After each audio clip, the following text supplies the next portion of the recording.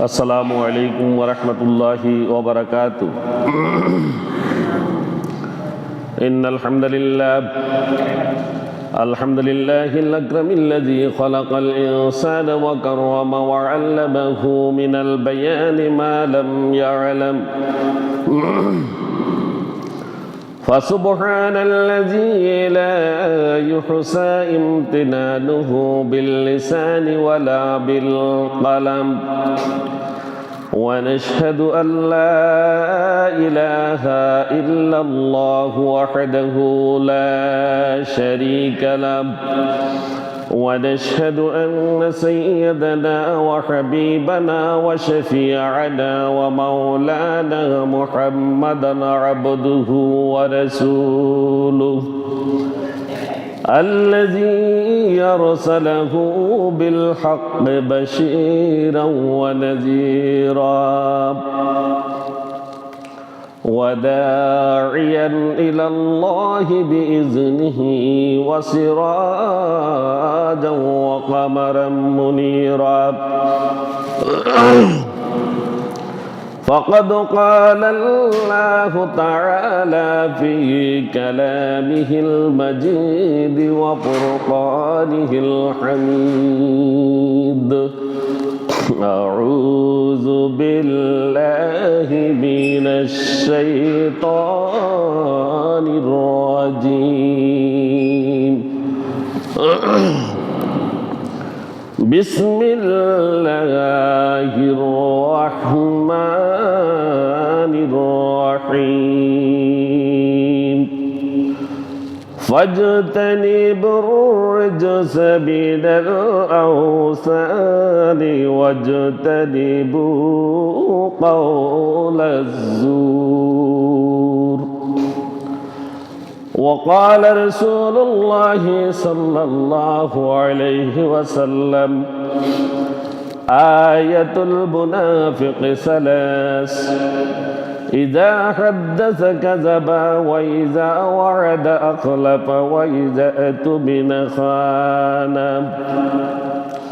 وقال تعالى في شان حبيبه ومحبوبه ومعشوقه مخبرا وآمرا: إن الله وملائكته يصلون على النبي يا أيها الذين آمنوا صلوا عليه وسلموا تسليما. اللهم صل على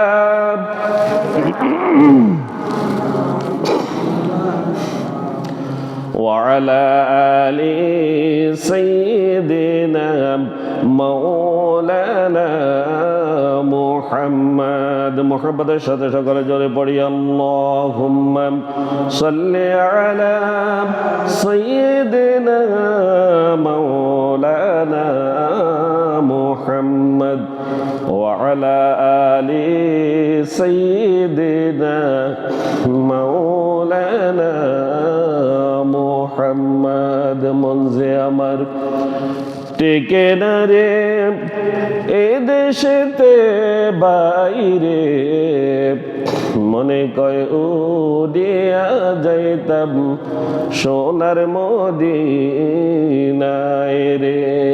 আল্লাহুম্মা সাল্লি আলা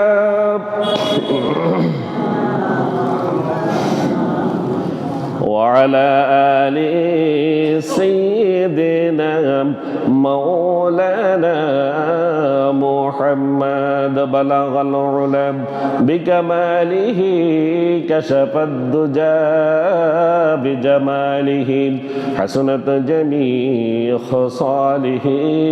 صلوا عليه وآله. محمد سيد القونين والثقلين والفريقين من عرب ومن عجم بلغ العلا بكماله كشف الدجى بجماله حسنت جميع خصاله صلوا عليه وآله والحبيب الذي ترجى شفاعته لكل حول من الأحوال المقتحم بلغ العلا بكماله كشف الدجى بجماله حسنت جميع خصاله صلوا عليه وآله ঐতিহ্যবাহী সনুয়া কেন্দ্রীয় জামে মসজিদে পবিত্র জুমার সালাত আদায় উপলক্ষে সমবেত সম্মানিত মুসল্লিয়ানে কেরাম, অত্র এলাকার সর্বস্তরের তৌহিদি জনতা, পর্দার আড়ালের মা ও বোনেরা, আসসালামু আলাইকুম ওয়া রাহমাতুল্লাহি ওয়া বারাকাতুহু। মহান আল্লাহ রাব্বুল আলামিনের শুকরিয়া আদায় করছি যে আল্লাহ সুবহানাহু ওয়া তাআলা আমাদেরকে গত জুমা থেকে পর্যন্ত ইমানের সাথে বাঁচিয়ে রেখেছেন, সুস্থতার সাথে দিনে ইতিফাত করার সুযোগ করে দিয়েছেন এবং আগেভাগে মসজিদের সমবেত হওয়ার তৌফিক এনায়েত করেছেন। এই জন্য মহান মনিবের দরবারে শুকরিয়া আদায় করি, প্রত্যেকে পড়ি আলহামদুলিল্লাহ। দরুদ ও সালাম পেশ করছি বিশ্ব মানবতার মুক্তির দিশারি, সর্বকালের সর্বশ্রেষ্ঠ মহামানব, মানবতার বন্ধু হযরত মুহাম্মদুর রাসূলুল্লাহ সাল্লাল্লাহু আলাইহি ওয়াসাল্লামের প্রতি, যাকে আল্লাহ রাব্বুল আলামিন এই বিশ্ববাসীর জন্য রহমত হিসেবে প্রেরণ করেছেন। সম্মানিত হাজরিন, আজ হচ্ছে 12ই রজব 1447 হিজরি, 18ই পৌষ 1432 বঙ্গাব্দ, 2রা জুন 2026 খ্রিস্টাব্দ। আজ ফেনীতে সূর্য উদয় হয়েছে 6টা 35 মিনিটে, দুপুর হয়েছে 11টা 53 মিনিটে, জুমার ওয়াক্ত শুরু হয়েছে 11টা 59 মিনিট থেকে। আজ ফেনীতে সূর্য অস্ত যাবে 5টা 21 মিনিটে। সম্মানিত হাজরিন, আমাদের আজকের খুতবার আলোচনার বিষয় হচ্ছে মিথ্যা ও তার ভয়াবহ পরিণাম। মিথ্যা এবং তার ভয়াবহ পরিণাম। মুহতারাম মুসল্লিয়ানে কেরাম, আমি আপনাদের সামনে সূরা হাজের 30 নং আয়াত তেলাওয়াত করেছি এবং একটি হাদিস, বুখারী শরীফের একটি হাদিস আমি পাঠ করেছি খুতবাতে। সংক্ষিপ্ত সময়ে এই আয়াত ও হাদিসের কিছু কথা বলার চেষ্টা করব ইনশাআল্লাহ। আল্লাহ আমাদের তৌফিক দান করুন। বুখারী শরীফের যে হাদিসটি আমি পাঠ করেছি তাতে রাসূলুল্লাহ সাল্লাল্লাহু আলাইহি ওয়াসাল্লাম মুনাফিকদের 3টি আলামত বর্ণনা করেছেন। মুনাফিকের 3টি আলামত বর্ণনা করেছেন। মুনাফিকের আলামত 3টি। আয়াতুল মুনাফিকে সালাসা, মুনাফিকের আলামত হচ্ছে 3টি। 1 নম্বর হচ্ছে ইজা হাদ্দাসা কাযাবা, যখন সে কারোর সাথে কোনো কথা বলে তখন সে মিথ্যা কথা বলে। 1 নম্বর কি? মুনাফিকের প্রথম কাজ কি? মিথ্যা বলে। কি বলে? মিথ্যা বলে। 2 নম্বর হচ্ছে ওয়াইজা ওয়াদা আখলাফা, যখন সে কারোর সাথে কোনো ওয়াদা করে তখন সে সেই ওয়াদাটা ভঙ্গ করে। ওয়াদাটা কি করে? বরখেলাপ করে। কথা দিয়ে কথা রাখে না। কথা দিয়ে কথা রাখে না। এটা হচ্ছে 2 নম্বর। 3 নম্বর হচ্ছে ওয়াইজাতু মিনা খানা, যখন তার কাছে কোনো আমানত রাখা হয় তখন সে আমানতের খেয়ানত করে।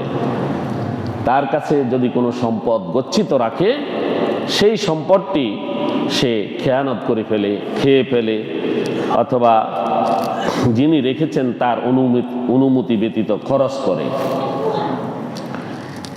সবগুলো আলামত একই জুমাতে আলোচনা করা সম্ভব নয়। সেজন্য আমাদের এই যে স্বল্প সময়ে আমরা শুধু একটা বিষয় নিয়ে আলোচনা করব, সেটা হচ্ছে ইজা হাদ্দাসা কাযাবা। যখন মুনাফিক কথা বলে তখন সে মিথ্যা কথা দিয়ে শুরু করে, মিথ্যা বলে। মুহতারাম হাজিরিন, বর্তমানে তো মিথ্যা আমাদের জীবনের সাথে একবারে ভালোভাবে মিশে গেছে, ঠিক কিনা? মিথ্যা আমাদের জীবনের সাথে এমনভাবে মিশে গিয়েছে যেমন রক্তকণিকা আমাদের শিরা উপশিরায় চলাচল করছে। যেভাবে আমাদের শিরা উপশিরায় শরীরের বিভিন্ন এই অঙ্গ প্রত্যঙ্গের যে শিরা উপশিরাগুলো আছে, এই শিরা উপশিরাগুলোতে যেভাবে রক্ত চলাচল করে, প্রবাহিত হয়, ঠিক সেভাবেই যেন মিথ্যার মধ্যে আমরা ডুবে গেছি, নাউজুবিল্লাহ, ঠিক কিনা? কাজকর্ম থেকে শুরু করে আমাদের লেনদেন, উঠা বসা, চলাফেরা, সর্বক্ষেত্রে আমাদের থেকে শুধু মিথ্যাই প্রকাশ পাচ্ছে। সত্যটা উদ্ভাসিত হচ্ছে না, মিথ্যার মধ্যে ডুবে আমরা হাবুডুবু খাচ্ছি। অথচ পবিত্র কোরআনুল কারীমে মিথ্যাকে আল্লাহ রাব্বুল আলামিন মূর্তি পূজার সমকক্ষ বলেছেন, নাউজুবিল্লাহ। মিথ্যাকে তিনি মূর্তি পূজার সমপর্যায়ের গুনাহ বলে আল্লাহ ঘোষণা করেছেন। আবারও পড়ি, নাউজুবিল্লাহ। তাহলে আমরা তো মিথ্যার মধ্যে ডুবে আছি। এই মিথ্যা বলা মানে মূর্তি পূজা করার মতো সমান গুনাহ, সমান গুনাহ আমাদের হয়। আল্লাহ আমাদের হেফাজত করুন। সূরা হাজের 30 নং আয়াতে আল্লাহ সুবহানাহু ওয়া তাআলা ইরশাদ করেছেন, ফাজতানিবুর রিজসা মিনাল আওসান, তোমরা মূর্তি পূজা থেকে বেঁচে থাকো। কি থেকে বেঁচে থাকো? প্রথম কথা আল্লাহ বলেছেন তোমরা মূর্তি পূজা থেকে বেঁচে থাকো। এরপরে আল্লাহ দ্বিতীয় অংশে বলেছেন ওয়াজতানিবু কাওলাজ জুর, এবং তোমরা মিথ্যা থেকেও বেঁচে থাকো। তাহলে মূর্তি পূজা এবং মিথ্যা বলা দুইটাকে আল্লাহ সুবহানাহু ওয়া তাআলা সূরা হাজের 30 নং আয়াতে একসাথে নিয়ে এসেছেন। তাহলে মিথ্যা বলা মূর্তি পূজা করার সমান গুনাহ হয়। কি হয়? সমান গুনাহ হয়। কিন্তু আমরা তো মিথ্যা বলে যাচ্ছি। আল্লাহ আমাদের হেফাজত করুন। আল্লাহ তাআলা মূর্তি পূজার সাথে মিথ্যাকেও একসাথে উল্লেখ করেছেন। তার মানে হচ্ছে মূর্তি পূজা যেমন অপরাধ, মিথ্যাও তেমনিভাবে অপরাধ, ঠিক কিনা? আমরা বুঝেছি। তাহলে আমরা মিথ্যা বললে মূর্তি পূজার সমান অপরাধ হয়, এই কথাটা আমরা প্রথম জানলাম। এখান থেকে শিক্ষা। সম্মানিত হাজিরিন, এই মিথ্যা বলাটা শিরকের সমপর্যায়ের গুনাহ, শিরকের সমপর্যায়ের গুনাহ। মিথ্যা বলা মানে শিরক করার সমান গুনাহ। শিরককারী কখনো জান্নাতে যাবে না। আল্লাহর সাথে যে শিরক করে সে কখনো জান্নাতে যাবে না। অন্য সকল গুনাহ মাফ হইতে পারে। মানুষের শত শত হাজার হাজার অপরাধ আছে। সকল অপরাধের চাইতে শ্রেষ্ঠ অপরাধ হচ্ছে আল্লাহর সাথে কাউকে শরীক করা। এই আল্লাহর সাথে শরীক করার গুনাহের সমান অপরাধ মিথ্যা বলা, নাউজুবিল্লাহ। মুসলিম শরীফে মিথ্যাকে শিরকের সমপর্যায়ের গুনাহ বলা হয়েছে। যেমন রাসূল আকরাম সাল্লাল্লাহু আলাইহি ওয়াসাল্লামকে সাহাবায়ে কেরামকে রাসূল সাল্লাল্লাহু আলাইহি ওয়াসাল্লাম জিজ্ঞাসা করলেন যে আমি কি তোমাদেরকে সবচেয়ে বড় গুনাহ কি তা বলে দেব না? এভাবে রাসূল সাহাবীদেরকে 3 বার জিজ্ঞাসা করলেন। সাহাবীরাও 3 বার জবাব দিলেন। কয়বার? 3 বার জবাব দিলেন।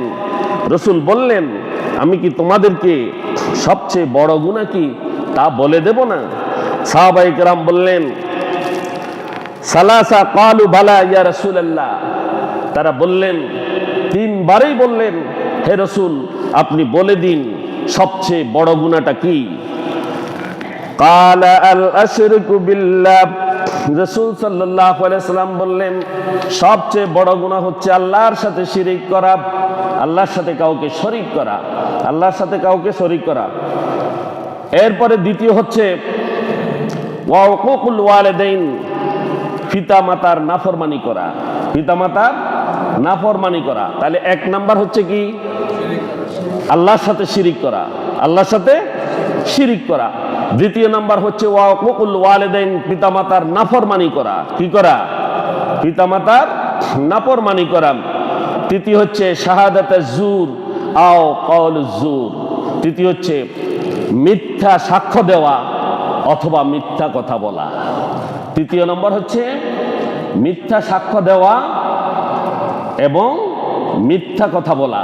তাহলে দেখেন এই তিনটা সমপর্যায়ের অপরাধ হাদিসে রাসূল সাল্লাল্লাহু আলাইহি ওয়াসাল্লাম ইরশাদ করেছেন যে তিনি বলছেন আল্লাহর সাথে শরীক করা যেমন অপরাধ, পিতামাতার নাফরমানি করা তেমন অপরাধ, এরপরে মিথ্যা সাক্ষী দেওয়াও তেমন অপরাধ এবং মিথ্যা কথা বলাও তেমন অপরাধ।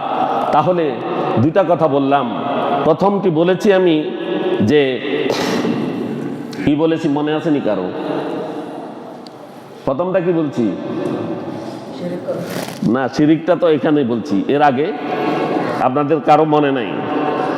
যখন মিথ্যা বলে তখন ওই মিথ্যাটা মূর্তি পূজা করার সমান অপরাধ, মূর্তি পূজা করার সমান অপরাধ, এক নাম্বার বলছি। দ্বিতীয় নাম্বার হচ্ছে আল্লাহর সাথে শিরিক করা, পিতামাতার নাফরমানি করা এবং মিথ্যা সাক্ষ্য দেওয়া, এগুলা হচ্ছে মিথ্যা বলার সমান অপরাধ, মিথ্যা বলার সমান অপরাধ। তাহলে আমরা দ্বিতীয় নম্বরটি পাইলাম। মিথ্যা সকল ধর্মেই মহাপাপ ছিল। আমাদের আগে বহু জাতি অতিক্রম করেছে, বহু নবী রাসূল এসেছে কিনা? সকল নবী রাসূলের আমলে এমনকি সকল ধর্মে, সকল জাতিতে, সকল গোষ্ঠীতে মিথ্যা বলা মহাপাপ। প্রত্যেকের ধর্মে এই কথা উল্লেখ আছে। এটা শুধু আমাদের ধর্মে আছে এমন নয়, পূর্বের সকল ধর্মেই এই ধরনের কথাটা উল্লেখ ছিল যে মিথ্যা বলা মহাপাপ। জাহেলিয়া যুগে যারা জাহেল ছিল, যারা ইসলামের সুশীতল ছায়ার কি আভাস তারা পাওয়ার আগেই তারা যেখানে খুনের বদলা খুন, চুরি, ডাকাতি, জেনা, বেবিচার, হত্যা, লুটতরাজ যেখানে ছিল, সেই আইয়ামে জাহেলিয়ার লোকেরাও মিথ্যা বলাকে মহাপাপ হিসেবে মনে করত। আর আমরা এখন মিথ্যার মধ্যে ডুবে গেছি। তাহলে কি আমরা জাহেলিয়া থেকে এখন ভালো আছি নাকি? ভালো আছিনি? আল্লাহ আমাদের হেফাজত করুন, প্রত্যেকে বলি আমিন। ইমানদার কখনো মিথ্যাবাদী হতে পারে না। রাসূল সাল্লাল্লাহু আলাইহি সাল্লাম বলেছেন, যে ইমানের দাবি করে ওই ইমানদার কখনো মিথ্যাবাদী হতে পারে না। বাইহাকি শরীফে একবার রাসূলুল্লাহ সাল্লাল্লাহু আলাইহি সাল্লামকে জিজ্ঞাসা করা হলো, বাইহাকি উল্লেখ করেছে, ইয়া রাসূলুল্লাহি আয়াকুনুল মুমিনু জাবানা, হে আল্লাহর রাসূল, মুমিন কি কখনো কাপুরুষ হতে পারে? মুমিন কখনো কাপুরুষ হতে পারে? ক্বালা নাআম, রাসূল সাল্লাল্লাহু আলাইহি সাল্লাম বললেন, হ্যাঁ, সে কাপুরুষ হতে পারে। ফাকিলা লাহু আয়াকুনুল মুমিনু বাখিলা, এরপরে তাকে জিজ্ঞাসা করা হলো যে একজন ইমানদার মুমিন কি কখনো কৃপণ হতে পারে? সে কি বখিল হতে পারে? এরপরে ফাকালা নাম, ফাকালা রাসূলুল্লাহ সাল্লাল্লাহু আলাইহি ওয়াসাল্লাম নাম, রাসূল বললেন, হ্যাঁ, মুমিন কৃপণও হয়, মুমিন কৃপণও হতে পারে। ফাকিলা লাহু আয়াকুনুল মুমিনু কাযযাব, এরপরে রাসূল সাল্লাল্লাহু আলাইহি ওয়াসাল্লামকে জিজ্ঞাসা করা হলো মুমিন কি মিথ্যা বলতে পারে? ফাকালা রাসূলুল্লাহ সাল্লাল্লাহু আলাইহি ওয়াসাল্লাম লা, রাসূল বললেন না, মুমিন কখনো মিথ্যা বলতে পারে না, মুমিন কখনো মিথ্যা বলতে পারে না। এই কথা এই বাইহাকি শরীফে এই কথাটা উল্লেখ করা হয়েছে। তাহলে আমরা যারা মুমিন, ইমানের দাবি রাখি, নিজেকে ইমানদার হিসেবে পরিচয় দিই, আমাদের মধ্যে মিথ্যা আছে কিনা? আছে। তাহলে আমি কি মুমিন দাবি করতে পারি? এখানে রাসূল সাল্লাল্লাহু আলাইহি সাল্লাম কি বলছেন? মুমিন কৃপণও হতে পারে, মুমিন কৃপণও হতে পারে, কাপুরুষও হতে পারে, কিন্তু মিথ্যা বলতে পারে না, মিথ্যা বলতে পারে না। তাহলে আল্লাহ রাব্বুল আলামিন আমাদেরকে মিথ্যা থেকে হেফাজত করুন। এজন্য ওলামায়ে কেরামগণ বলেছেন, মিথ্যা হলো সকল পাপের মূল, মিথ্যা হলো সকল পাপের মা জননী। মা জননী, মা যেমন তার সন্তানকে প্রসব করে, মিথ্যা সকল অপকর্মকে প্রসব করে। নাউজুবিল্লাহ। এটাকে উম্মুল আওয়াজও বলা হয়, অর্থাৎ সকল পাপের মা হচ্ছে মিথ্যা। মা যেমন সন্তানের জন্ম দেয়, মিথ্যা তেমন সকল হাজারো হাজারো লক্ষ লক্ষ পাপের জন্ম দিয়ে থাকে। এ সম্পর্কে সাহাবা যুগের একটি ঘটনা আছে যে সাহাবাই কেরামের জমানায় এক যুবক রাসূলুল্লাহ সাল্লাল্লাহু আলাইহি সাল্লামের কাছে এসে বলল, ইয়া রাসূলুল্লাহ সাল্লাল্লাহু আলাইহি ওয়াসাল্লাম, আমার 60টি বদ অভ্যাস আছে। কয়টি? 4টি বদ অভ্যাস আছে। 1 নম্বর হচ্ছে আমি মদ খাই। 1 নম্বর অভ্যাস কি? আমি মদ্যপান করি। 2য় নম্বর হচ্ছে আমি চুরি করি রাতে। 2য় নম্বর অপরাধ, আমি রাতে কি করি? চুরি করি।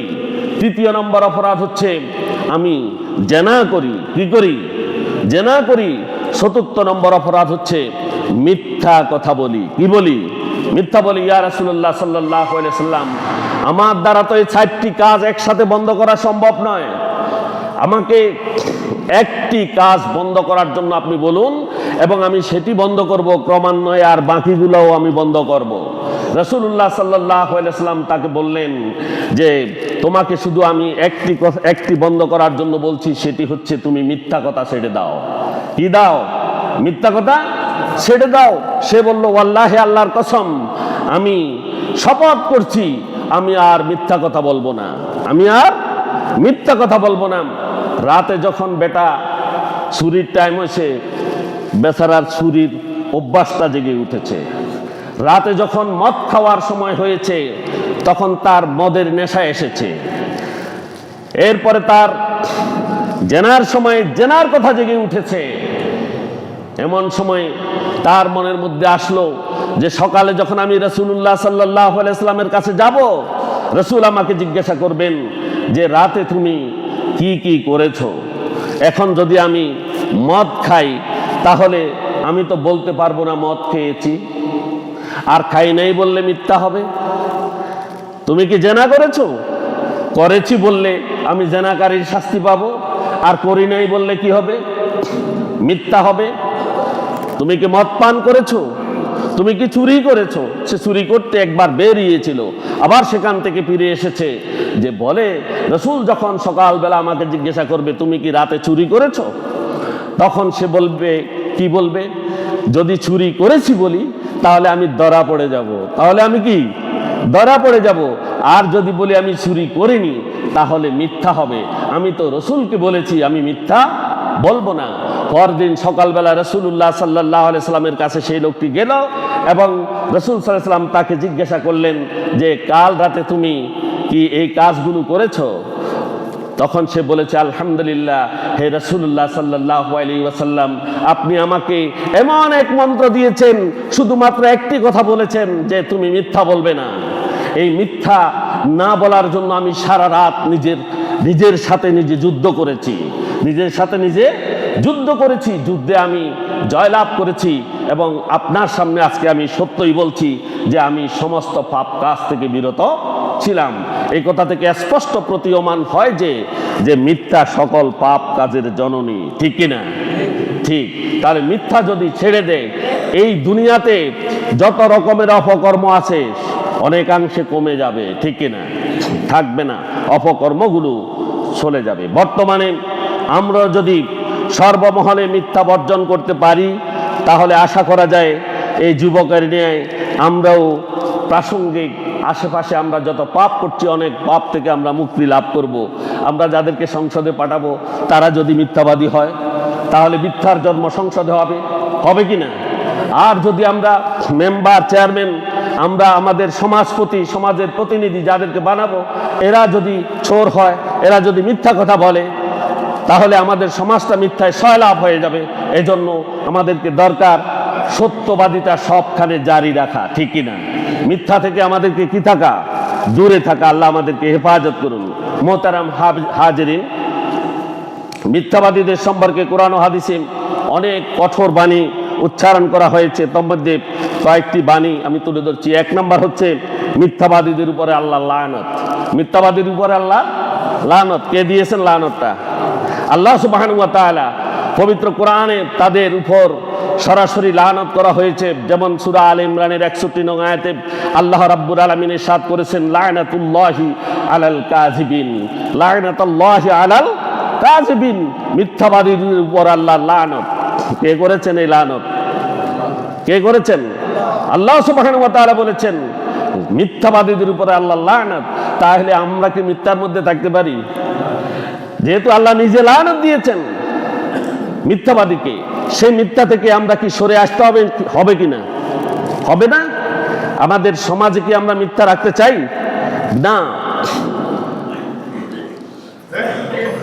এই মিথ্যা থেকে আমাদেরকে বেরিয়ে আসতে হবে। দ্বিতীয় নাম্বার হচ্ছে মিথ্যা হচ্ছে সবচেয়ে বড় গুনাহ। মিথ্যা হচ্ছে সবচেয়ে বড় গুনাহ। আব্দুল্লাহ ইবনে মাসউদ রাদিয়াল্লাহু তাআলা আনহু বলেন, আযমুল খাতায়া ইনদাল্লাহি আল-লিসানুল কাযুব। আল্লাহ তাআলার নিকট মুখের সর্ববৃহৎ গুনাহ হচ্ছে মিথ্যা কথা বলা। কি বলা? মিথ্যা কথা বলা, এটা হচ্ছে বড় গুনাহ। তাহলে তৃতীয় নাম্বার হচ্ছে মিথ্যা দুর্গন্ধ ছড়ায়। মিথ্যা কি ছড়ায়? দুর্গন্ধ ছড়ায়। তিরমিজি শরীফে আছে, ইজা কাযাবাল আব্দু তাবাআদা আনহুল মালাকু মিলা মিন নাতনিন মা জা বিহি। মানুষ যখন মিথ্যা বলে ফেরেশতারা দুর্গন্ধে তার কাছ থেকে 1 মাইল দূরে সরে যায়। নাউজুবিল্লাহ। যখন মিথ্যা বলে, মিথ্যা বলার সাথে সাথে ফেরেশতারা তার কাছ থেকে 1 মাইল দূরে সরে যায়। 1 মাইল দূরে সরে যায়, ফেরেশতা তার কাছে থাকে না। চতুর্থ নাম্বার হচ্ছে মিথ্যা হচ্ছে সবচেয়ে ঘৃণিত চরিত্র। মিথ্যা হচ্ছে সবচেয়ে ঘৃণিত চরিত্র। তিরমিজি শরীফে আছে, আম্মা জান আয়েশা রাদিয়াল্লাহু তাআলা আনহা বলেন, রাসূল সাল্লাল্লাহু আলাইহি ওয়াসাল্লামের নিকট মিথ্যার চেয়ে ঘৃণিত আর কোনো চরিত্রই ছিল না। রাসূল সাল্লাল্লাহু আলাইহি ওয়াসাল্লাম সকল চরিত্রকে যতটুকু ঘৃণা করতেন না, তার চেয়ে বেশি ঘৃণা করতেন যিনি মিথ্যা কথা বলতেন তাকে। তার সামনে কেউ মিথ্যা বললে তিনি পেরেশান হয়ে যেতেন, যতক্ষণ পর্যন্ত না ওই মিথ্যাবাদী আল্লাহর কাছে তওবা করত। মিথ্যাবাদী তওবা করার আগ পর্যন্ত রাসূল সাল্লাল্লাহু আলাইহি ওয়াসাল্লাম নিজে পেরেশান থাকতেন, নিজে পেরেশান থাকতেন। আম্মা জান আয়েশা রাদিয়াল্লাহু তাআলা আনহার হাদিস, তিরমিজি শরীফের 1973 নং হাদিস। তাহলে মিথ্যা থেকে আমাদেরকে সরতে হবে কিনা? সরতে হবে। মিথ্যা কি জিনিস সেগুলোও আমরা জানবো ইনশাআল্লাহ। আল্লাহ আমাদের তৌফিক দান করুন। হাসরের মাঠে মিথ্যাবাদী বলে সম্বোধন করা হবে, আপনার নাম বলে ডাকা হবে না। আপনাকে সেখানে মিথ্যাবাদী বলে ডাকা হবে হাসরের মাঠে।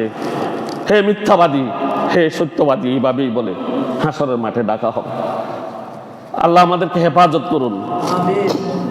বুখারী শরীফে রাসূল সাল্লাল্লাহু আলাইহি ওয়াসাল্লাম ইরশাদ করেছেন, মানুষ যখন সত্য বলায় অভ্যস্ত হয়ে যায়, আল্লাহ রাব্বুল আলামিন কিয়ামতের দিন ইয়াকুনা ইনদাল্লাহি সিদ্দিকা, তখন সে আল্লাহর আদালতে সত্যবাদী হিসেবে সে বিবেচিত হবে। কিয়ামতের দিন যখন সে দণ্ডায়মান হবে, তাকে আহ্বান করা হবে, হে সত্যবাদী, হে সত্যবাদী বলে তাকে ডাকা হবে। আর যখন মিথ্যা বলায় মানুষ অভ্যস্ত হয়ে যায়, কথায় কথায় যখন মিথ্যা বলে, ইয়াকতাবু ইনদাল্লাহি কাযযাবা, তখন সে আল্লাহ তাআলার আদালতে কাযযাব বলে বিবেচিত হয়। আর তার নামে কাযযাব হিসেবে তার নাম লিপিবদ্ধ করা হয় এবং হাসরের মাঠে তাকে মিথ্যাবাদী বলে সম্বোধন করা হয়। নাউজুবিল্লাহ। আল্লাহ আমাদের হেফাজত করুন। একটু চিন্তা করুন তো, হাসরের ময়দানে আমার আপনার নাম যদি মিথ্যাবাদীদের কাতারে উঠে এবং আমাদেরকে যদি মিথ্যাবাদী হিসেবে ডাকা হয়, তখন আমাদের কি অবস্থা হবে? তখন আমাদের অবস্থাটা কেমন হবে? তাই আসুন আমরা মিথ্যা বর্জন করি এবং অতীতের যত গুনাহ আমরা করেছি সেগুলোর জন্য মহান আল্লাহর কাছে তওবা করি।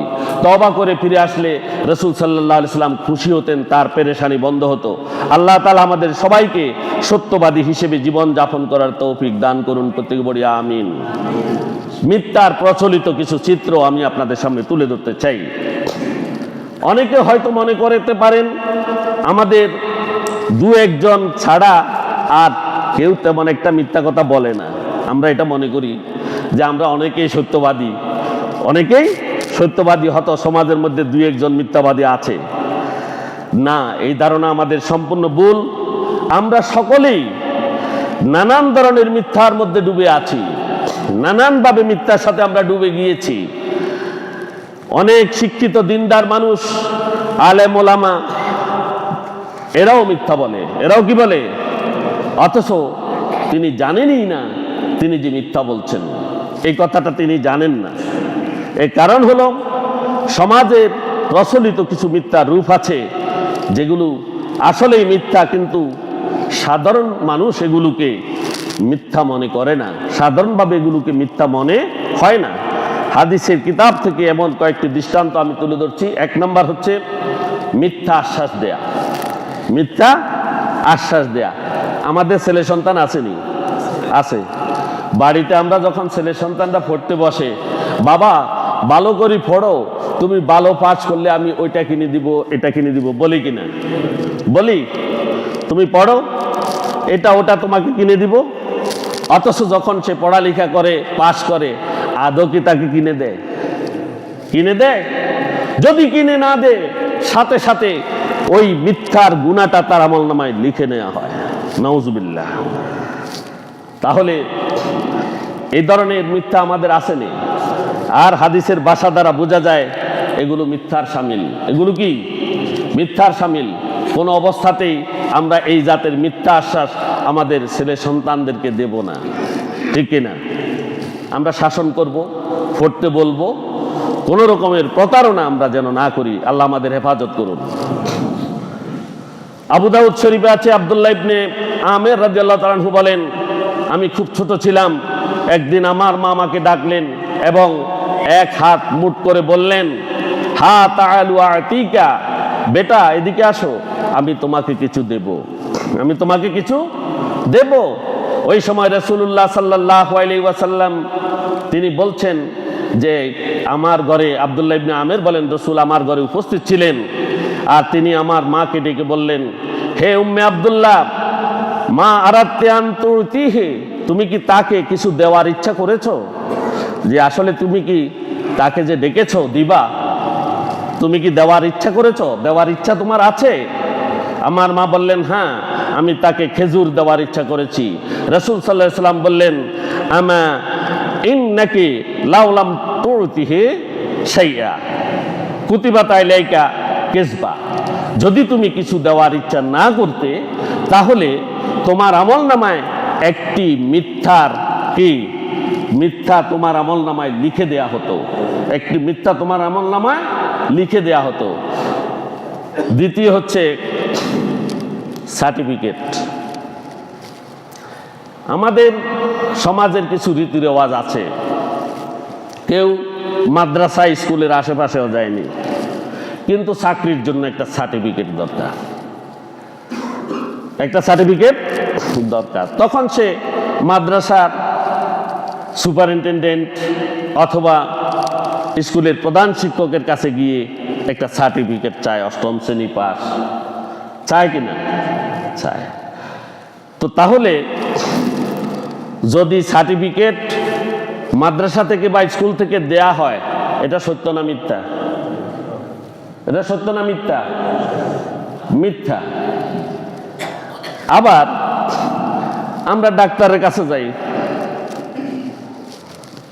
যে অসুখ বিসুখ হয়েছে বলে অফিস আদালতে ছুটি ছাটা করার জন্য একটা সার্টিফিকেট নিই, একটা সার্টিফিকেট নিই কিনা, যে চাকরির স্থলে ওই সার্টিফিকেটটা দেখাই, বলি যে আমি অসুস্থ ছিলাম, বলি কিনা? এরপরে আসেন আমরা চারিত্রিক সনদ নিই, চারিত্রিক সনদ নিই। এক্ষেত্রে আমি আরো কিছু কথা বলতে চাই। যিনি চারিত্রিক সনদ দেন তার চরিত্র ঠিক আছে নি? অনেকের তাদের চরিত্রও ঠিক নেই, আসেনি? বাতের ওষুধ বেচের ডাক্তারে নিজে বাতে বেয়া হয়ে রয়েছে, কথা বুঝছেন নি? ডাক্তার নিজে বাতে বেয়া। যিনি চারিত্রিক সনদ দেন তার চরিত্রের ঠিক নেই, তিনি চারিত্রিক সনদ দিচ্ছেন, অথচ চোর, গুন্ডা, বদমাইশ, ডাকাত, এদেরকে চারিত্রিক সনদ দিয়ে চাকরিতে ঢুকিয়ে দেওয়া হচ্ছে। হচ্ছে কিনা? হচ্ছে, হচ্ছে। তাহলে এই ক্ষেত্রে ডাক্তার, চারিত্রিক সনদ দানকারী এবং ওই শিক্ষকগুলো যারা সার্টিফিকেট প্রদান করে এবং যারা এগুলো গ্রহণ করে, প্রত্যেকেই মিথ্যার মধ্যে হাবুডুবু খাচ্ছে, ঠিক কিনা? আল্লাহ আমাদের হেফাজত করুন। এই সার্টিফিকেট যারা দেয় তাদের প্রত্যেকের আমলনামায় মিথ্যার গুনাহ লেখা হয়। নাউজুবিল্লাহ। হয় কিনা? হয়। প্রত্যেকে গুনাহগার হয়। তৃতীয় নাম্বার হচ্ছে আমরা মোবাইল ফোনে কথা বলি কিনা। মোবাইল ফোনে আমরা কথা বলি, আসি কোথায়? বুধবাজার বাজারে, বলি আমি লেমুয়া, বলি কিনা? আসি এলাকায় বলি ঢাকা, বলি কিনা? আসি কাছে বলি দূরে, দূরে আসি কাছে বলি, বলি কাছে আসি, ঠিক কিনা? হ্যাঁ, আপনি এখানে 5 মিনিট বসেন, আমি 2 ঘন্টা পরে আসতেছি। এইরকম সোর আছে কিনা? এই মিথ্যাবাদী আমাদের মোবাইলের কারণে অনেক মিথ্যা বেড়ে গেছে, ঠিক কিনা? ঠিক, মিথ্যাবাদী বেড়ে গেছে। এগুলো প্রতারণা, এগুলো কি? এগুলোকে গুনাই মনে হয় না, আসলে এগুলো বলার সাথে সাথে তার আমলনামায় মিথ্যার গুনাহ লেখা হয়ে যায়, ঠিক কিনা? ঠিক। এরপর আইয়েন ব্যবসার ক্ষেত্রে মিথ্যা বলা। ব্যবসায়ীরা আছে, আসি যখন ক্রেতা আসে তখন ক্রেতাকে বলে, ভাই যেই দাম আপনি মূলিয়েছেন এই দাম তো আমার কেনাও নাই, বলে কিনা? বলে, এই দামে আমি কিনতেও পারি নাই। আবার অনেক ক্রেতাকে মূলামূলি করার পরে বলে যে, ভাই আরেকটু বাড়ান, না হলে আমার পোষাইবে না। ক্রেতা যখন চলে যায় তখন বলে, আপনাকে ভাই আসেন আসেন, লস দিয়ে আপনার কাছে বিক্রি করছি, বলে কিনা? বলে কিনা? কাস্টমার নাই তো, এই জন্য আমি একটু লসে বিক্রি করে দিয়ে আমার আসলটা আনবার লাই, তো লসে বিক্রি করলে আসলটা আইয়ে নি। এগুলো সব প্রতারণা, এগুলো সব কি? প্রতারণা। এগুলো যখন করে তখন তার আমলনামায় মিথ্যাগুলো লেখা হয়। কি লেখা হয়? কবিরা গুনাহ। কি? কবিরা গুনাহ লেখা হয়। কি লেখা হয়? কবিরা গুনাহ। এভাবেই হালাল ব্যবসাগুলো দৈনন্দিন হারাম ব্যবসাতে রূপান্তরিত হয়ে যায়, ঠিক কিনা? তার এখানে মিথ্যা বলার ফলে তার দোকানের মধ্যে যতগুলো মালামাল আছে সবগুলোতে আস্তে আস্তে মিথ্যা ঢুকে পড়ে, আর এগুলো হারাম হতে শুরু করে, হারাম হতে শুরু করে। যেমনটি আপনি আমি আমরা চাকরি করি, আমাদের চাকরি বাকরি ব্যবসা বাণিজ্য বৈধ ইনকামের বাহিরে আমরা যে অবৈধ টাকা ইনকাম করি, এই অবৈধ টাকাটা যখন আমি আমার পরিবারের পরিজনকে নিয়ে যখন আমি এগুলো খাই, গ্রহণ করি, আমার শরীরে যখন ঢুকে তখন এই খাবারগুলো আমার শরীরের মধ্যে রক্ত দেয় কিনা? দেয় কিনা? রক্ত উৎপাদন করে। তাহলে আমার শরীরের সমস্ত রক্তগুলো হারামের কারণে কি হয়ে যায়? নাপাক হয়ে যায়, অপবিত্র হয়ে যায়। তেমনিভাবে একজন মিথ্যাবাদী ব্যবসায়ীর সমস্ত ব্যবসা মিথ্যায় পর্যবসিত হয়ে যায়। আল্লাহ রাব্বুল আলামিন আমাদেরকে মিথ্যা বলা থেকে হেফাজত করুন, আমিন। 5 নম্বর, খাবারের জন্য ডাকলে মিথ্যা কথা বলে। খাবারের জন্য ডাকলে মিথ্যা কথা বলে। আমার ক্ষুধা নাই, বলেনি। আমার এই মুহূর্তে ক্ষুধা নেই, বলে। এক্ষেত্রে রাসূল সাল্লাল্লাহু আলাইহি ওয়াসাল্লাম কঠিনভাবে একটা কথা বলেছেন, তোমরা ক্ষুধা এবং মিথ্যা দুইটাকে একসাথ করিও না। ক্ষুধা এবং মিথ্যা দুইটাকে কি করিও না? একসাথ করিও না। আসমা বিনতে ইয়াজিদ রাদিয়াল্লাহু তাআলা আনহা বলেন, একবার রাসূল সাল্লাল্লাহু আলাইহি সাল্লামের জন্য খাবার আনা হলো, আর সাথে রাসূল সাল্লাল্লাহু আলাইহি সাল্লাম আমাদেরকেও ডাকলেন। আমরা বললাম, লা তাশতাহিহি, আমাদের চাহিদা নেই। আমাদের কি নেই? চাহিদা নেই। রাসূল সাল্লাল্লাহু আলাইহি সাল্লাম বললেন, লা তাহমানা জুআ ওয়া কাযবা, তোমরা মিথ্যা এবং ক্ষুধা পেটে দুইটাকে একত্র করো না, দুইটাকে একত্র করো না। অর্থাৎ পেটে ক্ষুধা রেখে কখনো তোমরা মিথ্যা বলো না। লজ্জায় পড়ে এই জাতীয় মিথ্যা আমরা অনেকেই বলে থাকি এলাকায়, ঠিক কিনা? বলি, ক্ষুধা লাগলে বলে আমার ক্ষুধা আছে, আমি খেয়ে ফেলবো। ক্ষুধা নাই এই কথা বলবেন কেন? এটা একটা মিথ্যা। আজ থেকে আমরা প্রতিজ্ঞা করি যে আমরা এই জাতের কথা বলবো না। আল্লাহ আমাদের হেফাজত করুন, হতে বলি আমিন। 6 নম্বর হচ্ছে, কেউ টাকা যদি তার কাছে ধার চায় তাহলে কি বলে? তার পকেটে টাকা আছে, নাই বললে মিথ্যা হবে নি? হবে? তাহলে আমি কি করব? তাকে আপনার ঠিক প্রয়োজন আছে, এই টাকা দিতে পারবেন না, কিন্তু নাই বললে তো মিথ্যা হবে। তাহলে আপনি কি করবেন? আপনি হয়তো বলবেন যে আমার কাছে যে টাকা আছে সেটা আমার প্রয়োজনীয় টাকা, তোমাকে দেয়া যাবে না। এটা বললে সে সন্তুষ্ট হবে কিনা? হবে না। আমার কাজে লাগবে, তাই তোমাকে, আমার কাছে টাকা আছে কিন্তু তোমাকে দেওয়ার মতো টাকা নেই, এটা বললে কোনো ফাপ হবে না। কিন্তু যদি বলি ডাইরেক্ট টাকা নাই, তাহলে কি হবে? আবার কিছু প্রতারকও আছে। রাসূল সাল্লাল্লাহু আলাইহি ওয়াসাল্লাম বলেছেন, মান গাশশা ফালাইসা মিন্না, যে ব্যক্তি প্রতারণা করে সে আমার দলভুক্ত নয়। কয় ক্যাশের মধ্যে টাকা আছে, তো গিয়েছে যাই, আমাকে টাকা দেন। বলে ভাই তুমি একটু গুড়ি গাড়ি আসো, তুমি আর কি কাজ আছে এটা সারাই আসো। আসানোর আগে টাকাগুলা ক্যাশ থেকে নিয়ে ফ্যাঁসের মধ্যে ঢুকাই নিছে, সব ফ্যাঁসের মধ্যে ঢুকাই আসছে। আর বলতেছে যে ভাই টাকা তো সব ফেঁসে ফেঁসে বাজি গেছে, আমি তোমাকে কেমনে দিই? নাউজুবিল্লাহ। এটা প্রতারণা কিনা? প্রতারণা না? এই জাতের প্রতারণাও করা যাবে না। বলবেন টাকা আছে তোমাকে দেওয়ার মতো নাই, যেটা আমার প্রয়োজনে পড়বে আমি তোমাকে দিতে পারছি না। তাকে সন্তুষ্ট চিত্তে একটি জবাব দিয়ে তাকে সন্তুষ্ট করবেন, আপনিও মিথ্যা থেকে বাঁচবেন। আল্লাহ আমাদের হেফাজত করুন। এরপরে হাসি ঠাট্টার ছলে আমরা মিথ্যা কথা বলি, ঠিক কিনা? বন্ধুদের সাথে যখন আমরা কোনো আড্ডায় গিয়ে বসি তখন আমরা অনেক সময় আজে বাজে কথা বলি, ঠিক কিনা? এগুলো সব মিথ্যা। এগুলো সব কি? আসলে এগুলোর কোনো ভিত্তি নেই। কারো গীবত করি বসি, কারো উপরে আমরা মিথ্যা অপবাদ দিতে থাকি। বিশেষ করে চা দোকানে বসলে কার বাড়িতে কি হয়েছে, মাশাআল্লাহ মাশাআল্লাহ, কার বাড়িতে কি হয়েছে, কার ঘরে কি সমস্যা, সব চা দোকানে বলা হয়, ঠিক কিনা? বলে কিনা? এগুলো সব অপবাদ, মিথ্যা। তখন কেউ তাকে যখন সতর্ক করে তখন সে হেসে উড়িয়ে দেয় যে ভাই মজা করছি। কি করছি? মজা করছি। অর্থাৎ ব্যাপারটাকে তারা খুব সহজভাবেই নেয়, কিন্তু আসলে এটি সহজ নয়। তিরমিজি শরীফে আছে, এমন মিথ্যা বা বানোয়াট কথা জন্য তাকে 70 বছর জাহান্নামের আগুনে জ্বলতে হবে। নাউজুবিল্লাহ। কয় বছর? 70 বছর তাকে জাহান্নামের আগুনেই জ্বলতে হবে। ইন্নার রাজুলা লা ইয়াতাকাল্লামুনা বিকালিমাতিন লা ইয়ারা বিহা ইয়া সায়াহবি বিহা 70 খারিফাম মিনান ফিন্নার। মাঝে মাঝে মানুষ এমন কথা বলে ফেলে যাকে সে তুচ্ছ মনে করে, তার গুনাহ হবে না মনে করে, অথচ এর জন্য তাকে 70 বছর জাহান্নামের অতল গহ্বরে তাকে নিক্ষিপ্ত করা হবে। নাউজুবিল্লাহ। আল্লাহ আমাদের হেফাজত করুন।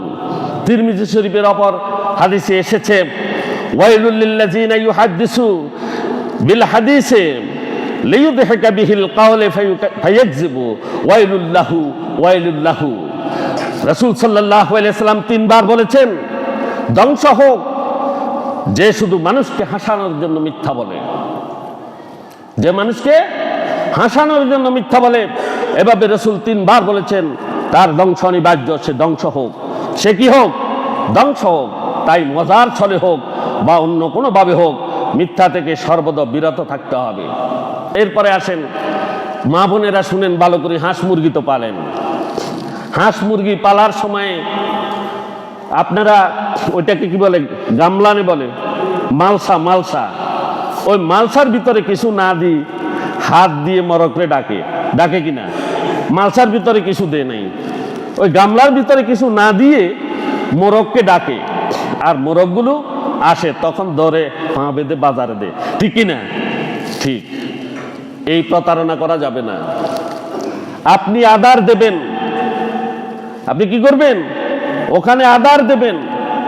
আর আদার যদি না দিয়ে এইভাবে প্রতারণা করেন, তাহলে আপনি হাঁস মুরগির সাথেও প্রতারণা করলেন এবং আপনি এটার জন্য জবাব দিতে হবে। রাসূল বলেছেন, মান গাশশা ফালাইসা মিন্না, যে প্রতারণা করে সে আমার দলভুক্ত নয়। বুখারী রাহমাতুল্লাহ আলাইহি এক মুহাদ্দিসের কাছে তিনি হাদিস সংগ্রহ করতে গেলেন। হাদিস সংগ্রহ করতে গিয়ে তিনি একটি চাদর বিছালেন। তিনি দেখতে পেলেন মুহাদ্দিস সাহেব চাদর বিছালেন, আর চাদরের মধ্যে কোনো গোড়ার জন্য কোনো খাবার না দিয়ে সে ওই চাদর বিছালে গোড়া মনে করে এখানে গোড়া খাবার দেওয়া হয়েছে, তখন গোড়াটা আসে। ইমাম বুখারী দেখলেন ওই মুহাদ্দিস সাহেব ওই চাদরের মধ্যে কোনো খাবার দেননি। তখন ইমাম বুখারী তার কাছ থেকে হাদিস গ্রহণ করেননি। সুবহানাল্লাহ। তার কাছ থেকে হাদিস নেননি। এই প্রতারক, এ কি প্রতারক? প্রতারণা করছে। সুতরাং আমাদের প্রতারণা করা যাবে না, প্রতারণা করা যাবে না। ধোঁকাবাজি, এটি ধোঁকাবাজি। 3 অবস্থায় মিথ্যা বলা জায়েজ আছে। কোন অবস্থায়? কয় অবস্থায়? 3 অবস্থায়। আমি সংক্ষেপে বলে ফেলছি যে দুই পক্ষ ঝগড়াঝাটি লেগে মারামারির সম্ভাবনা আছে,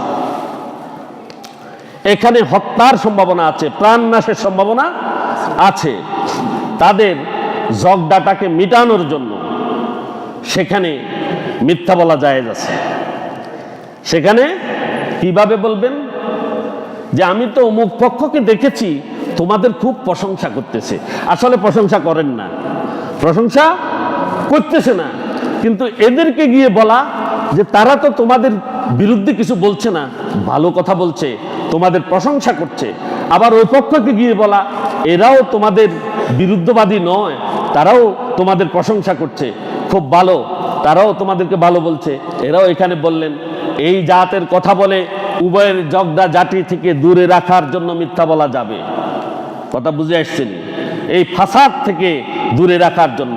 আরেকটি হচ্ছে স্বামী স্ত্রীর মিল মোহব্বত রাখার জন্য মাঝে মধ্যে মিথ্যা কথা বলা যায়, সেটা মিথ্যা হয় না, সেটা এভাবে বলা, যেমন স্ত্রীকে বলা যে তোমার তরকারি আসলে খুবই স্বাদ, যেটা অন্যরা কেউ রাঁধতে পারে না, অন্যরা কেউ রাঁধতে পারে না। আসলে তুমি আমার বাড়িঘর যেভাবে তুমি পরিষ্কার রাখো, যেভাবে স্বাচ্ছন্দ্যে আমাদের পরিবার তুমি চালাচ্ছ, অন্যান্য পরিবার এরকম নয়, অন্যান্য পরিবার এরকম নয়, আমি দেখি না। আসলে আমার কপাল ভালো, আমার ভাগ্য ভালো, আমি তোমার মতো একজন ভালো স্ত্রী পেয়েছি। এই জাতের কথা বলা যায়নি? যাবেনি? যাবে। নিজের ঘরকে সুন্দর করার জন্য এগুলো বলতে পারবেন। আবার স্বামী স্ত্রীর যদি বিচ্ছেদ ঘটে যায়, বিচ্ছেদের সম্ভাবনা থাকে, তাহলে সেখানে প্রশংসার মাধ্যমে তাদের সংসার রক্ষা করার জন্য প্রশংসা করে সেখানে তাদের সংসার টিকানো যাবে, টিকানো যাবে। সত্য কথা বললে তাদের বিচ্ছেদ হয়ে যাবে, তাহলে সেখানে সংসার টিকানোর জন্য উভয়ের প্রশংসা করা যাবে। তৃতীয় নম্বর হচ্ছে ধর্মযুদ্ধ, যেখানে যেখানে ইসলাম এবং অনিসলাম, ইসলাম এবং অনিসলাম, হক এবং বাতিল, এই দুইটির দ্বন্দ্বে আপনি যুদ্ধক্ষেত্রে নিজেদের সৈন্য সামন্তকে কি করার জন্য? উৎসাহ দেওয়ার জন্য, তাদেরকে এগিয়ে যাওয়ার জন্য, যুদ্ধের রণকৌশল শক্ত করার জন্য মিথ্যা বলা যাবে, মিথ্যা বলা যাবে বাতিলকে হারানোর জন্য। তবে এটা বাতিলের জন্য নয়, যারা ইসলামপন্থী, যারা হকপন্থী, তারা এই জাতের কাজ করতে করতে পারবে। সর্বশেষ একটা কথা বলে শেষ করছি। হযরত সিদ্দিক আকবর, হযরত আবু বকর সিদ্দিক রাদিয়াল্লাহু তাআলা আনহু যখন রাসূলুল্লাহ সাল্লাল্লাহু আলাইহি সাল্লামকে নিয়ে হিজরতে বের হলেন, রসুল যখন হযরত আবু বকরকে নিয়ে হিজরতে বের হলেন, আর তখন কাফেরেরা দারুন নদওয়ার বৈঠকে সিদ্ধান্ত নিয়েছিল যে মুহাম্মদকে জীবিত অথবা মৃত তার শিরচ্ছেদ করে তার শির অথবা তার শরীর যে এনে দিতে পারবে তাকে 100টি উট দেয়া হবে। বলা হয়েছে কিনা? বলা হয়েছে। তখন চারদিকে লোকগুলো ছড়িয়ে ছিটিয়ে পড়লো মুহাম্মদ সাল্লাল্লাহু আলাইহি সাল্লামকে কি নিয়ে আসার জন্য, ধরার জন্য। আর যখনই হযরত মুহাম্মদ সাল্লাল্লাহু আলাইহি সাল্লাম এবং হযরত আবু বকর মদিনার পথে যাচ্ছিলেন, তখন এক পরিচিত লোক, যিনি আবু বকর রাদিয়াল্লাহু তাআলা আনহুকে চিনতেন, তিনি আবু বকর রাদিয়াল্লাহু তাআলা আনহুর কাছে এসে বললেন, এ আবু বকর, আপনি কি মুহাম্মদকে দেখেছেন? না। আপনার সাথে ইনি কি? তিনি মুহাম্মদ সাল্লাল্লাহু আলাইহি সাল্লামকে চিনতেন না, রাসূলকে চিনতেন না। হযরত আবু বকর রাদিয়াল্লাহু তাআলা আনহু চিন্তায় পড়ে গেলেন যে আমি যদি বলি মুহাম্মদ সাল্লাল্লাহু আলাইহি সাল্লাম, তাহলে তো রহস্য ফাঁস হয়ে যাবে। ইনি তো আল্লাহর রাসূল, এই কথা বললে রহস্য কি হয়ে যাবে? ফাঁস হয়ে যাবে। আর এটা আমি তখন কি বলবো? তখন তিনি বললেন, আমি মিথ্যাও বলতে পারবো না, আবার সত্য কিভাবে বলি, বললে রাসূল ধরা পড়ে যাবে। তিনি একটা শঙ্কার মধ্যে পড়ে গেলেন। হঠাৎ আল্লাহ সুবহানাহু ওয়া তাআলা তার অন্তরের মধ্যে একটি কথা ঢেলে দিলেন।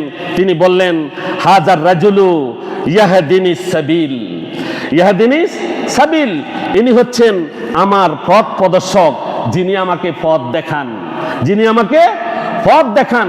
ওই ব্যক্তিটি মনে করলো যে হযরত আবু বকর রাদিয়াল্লাহু তাআলা আনহু মনে হয় মদিনার পথ চিনেন না, এই জন্য একজন পরিচিত লোককে তিনি কি সাথে নিচ্ছেন পথ দেখানোর জন্য। এই বলে লোকটি সেখান থেকে চলে গেল। এভাবেই তিনি মিথ্যাটি এড়িয়ে গেলেন, কিন্তু সত্য কথা বললেন। সত্য কিনা? এই কথা সত্য কিনা? তিনি চিন্তা করলেন যে মুহাম্মদুর রাসূলুল্লাহ সাল্লাল্লাহু আলাইহি ওয়াসাল্লাম তিনি তো আমার পথ প্রদর্শক ইহকাল এবং পরকালে, ইহকাল এবং পরকালে তিনি তো আমার পথ প্রদর্শক। সম্মানিত হাজিরিন, চিন্তা করে দেখুন, আমরা যদি মিথ্যা বলি, আমাদের সমাজ যদি মিথ্যায় সয়লাভ হয়ে যায়, আমাদের রাষ্ট্র যদি মিথ্যায় সয়লাভ হয়ে যায়, মিথ্যাবাদীর যদি জয় জয়কার হয়ে যায়, আমরা যদি মিথ্যার মধ্যে ডুবে যাই, আমাদের পরিবার, সমাজ, রাষ্ট্র সব কিছু ধ্বংসশীল, ঠিক কিনা? সবগুলো জাহান্নামের পথে যাবে এবং এগুলো আল্লাহর কাছে মূর্তি পূজা এবং শিরকের চেয়ে বড় পাপ। মূর্তি পূজা এবং শিরকের চেয়ে বড় পাপ। আমরা সত্যবাদীকে গ্রহণ করব, সত্য কথা বলবো, সত্যের সাথে থাকব, সত্য নিয়ে আমরা যেতে চাই, যেন হাসরের ময়দানে আল্লাহ রাব্বুল আলামিন সত্যবাদী যখন ডাক দিবে তখন আমি যেন হাত উঠাতে পারি, লাব্বাইক বলতে পারি। আল্লাহ আমাদের তৌফিক দান করুন, প্রতি বলি আমিন। ওয়া আখিরু দাওয়ানা আলহামদুলিল্লাহি রাব্বিল আলামিন। আসসালামু আলাইকুম ওয়া রাহমাতুল্লাহি ওয়া বারাকাতুহু। সম্মানিত